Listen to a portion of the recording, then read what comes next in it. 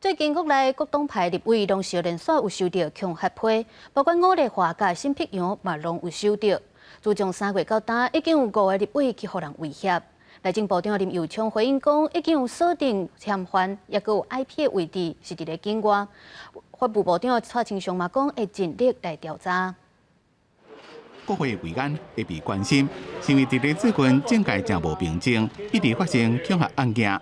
今年3月以来，自立委罗志强、黄捷也个王美惠连续被威胁了。第二嘛，吴丽华加辛碧阳也受人恐吓。这一次我们收到的，他是故意写错我的名字然后他的语气使用的也不一样，那他留言的方式也不同，所以我个人是认为，要么就可能是我们台湾这边自己所为，那也有可能是小粉红的行为。那对于国会议员会接二连三的接到这样的恐吓信呢，这个也不是民主国家的常态。我们希望这个有不同意见的这些人民呢，这些选民们呢，就大家是不是要彼此尊重一下？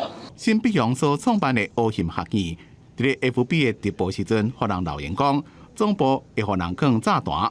吴丽华也讲，公务信箱内面有收到恐吓批，讲已经伫咧立法院附近装炸弹，要求汇款2000万。立委部分党派已经有5个人的安全遭受威胁。部分嫌犯的一个 IP 是在境外那这个启动跟国外合作的这个机制，那并且也锁定这个特定的这个嫌疑人。